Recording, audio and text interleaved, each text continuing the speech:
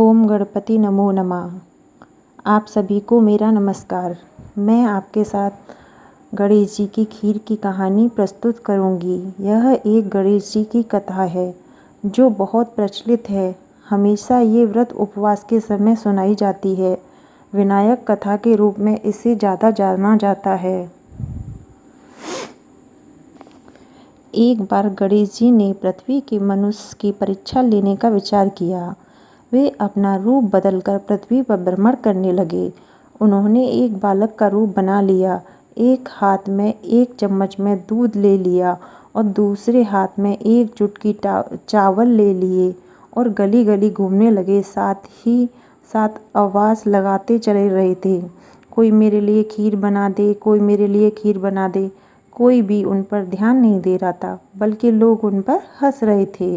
वे लगातार एक गांव के बाद दूसरे गांव इसी तरह चक्कर लगाते हुए पुकारते रहे, पर कोई खीर बनाने के लिए तैयार नहीं था। सुबह से शाम हो गई, गणेश जी लगातार घूमते रहे।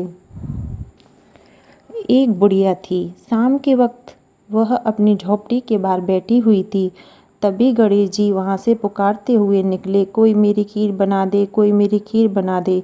बुढ़िया बहुत कोमल हृदय वाली स्त्री थी। उसने कहा, बेटा मैं तेरी खीर बना देती हूँ। गणेश जी ने कहा, माई अपने घर में से दूध और चावल लेने के लिए बर्तन ले आओ। बुढ़िया एक कटोरी लेकर जब झोपड़ी से बाहर आई तो गणेश जी ने कहा, अपने घर का सबसे बड़ा बर्तन लेकर आओ। बुढ़िया को थोड़ी झुंझलाहट हुई, पर उसने कहा, चलो बच्चे का मन रख लेती हूँ। अंदर जाकर वह अपने घर सबसे बड़ा पतीला लेकर बाहर आ गई। गणेश जी ने चम्मच से दूध पतीले में उड़ेलना शुरू कर दिया। बुढ़िया के आश्चर्य की सीमा नहीं रही जब उसने देखा दूध से पूरा पतीला भर गया। एक के बाद एक बर्तन झोपड़ी से बाहर लाती गई, उसमें गणेश जी दूध भरते चले गए। इसी तरह से घर के सारे बर्तन दूध से लबालब भर गए। गणेश भगवान ने बुढ़िया से कहा, मैं स्नान करके आता हूँ, तब तक तुम मेरी खीर बना लो, मैं वापस आकर खाऊंगा। बुढ़िया ने पूछा, मैं इतनी सारी खीर का क्या करूँगी? इस पर गणपति जी बोले, सारे गांव को दावत दे दो। बुढ़िया ने बड़े प्यार से मन लगाकर खीर बनाई। खीर की भीनी भीनी मीठी खुशबू चारों दिशाओं में फैल गई। खीर बनाने के बाद वह हर घर में जाकर खीर खाने का न्योता देने लगी। लोग उस पर हंस रहे थे। बुढ़िया के घर में खाने को दाना नहीं है और सारे गांव को खीर खाने की दावत दे रही है। लोगों को कुतूहल हुआ और खीर की खुशबू से लोग खींचे चले आए। सारा गांव बुढ़िया के घर में इकट्ठा हो गया।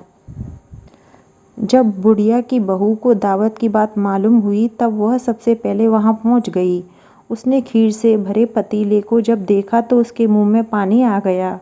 उसे बड़ी जोर से भूख लगी थी। उसने एक कटोरी में खीर निकाली और दरवाजे के पीछे बैठकर खाने की तैयारी करने लगी। इसी बीच एक छींटा गिर गया। गणपति जी का भोग लग गया और वो प्रसन्न हो गए। अब पूरे गांव को खाने की दावत देकर बुढ़िया वापस अपने घर आई तो देखा बालक वापस आ गया था।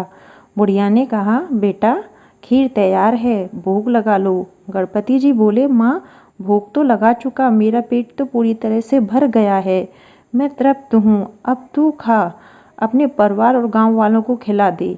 बुढ़िया ने कहा, ये तो बहुत ज़्यादा है, सबका पेट भर जाएगा, इसके बाद भी यह बच जाएगी। उसी बीच खीर का मैं क्या करूँगी? इस पर गणेश जी बोले, उस बची खीर को रात में अपने घर के चारों कोने में रख देना। बुढ़िया ने ऐसा ही किया। जब सारा गांव जी भरकर खा चुका था तब ढेर सारी खीर बच गई। उसने उसके पात्रों को अपने घर में चारों तरफ रख दिया। सुबह उठकर उसने क्या देखा? पतीलों में खीर के स्थान पर हीरे जवाहरात और मोती भर गए हैं।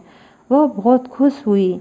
उसकी सारी दरिद्रता दूर हो गई और वह आराम से रहने लगी। उसने गणपति जी का एक भव्य मंदिर बनवाया और साथ में एक बड़ा सा तालाब भी खुदवाया। इस तरह उसका नाम दूर दूर तक प्रसिद्ध हो गया। उस जगह वार्षिक मेले लगने लगे। लोग गणेश जी की कृपा प्राप्त करने के लिए उस स्थान पर पूजा करने और मान्यता मानने के लिए आने लगे। गणेश जी सबकी मनोकामना पूर्ण करने लगे।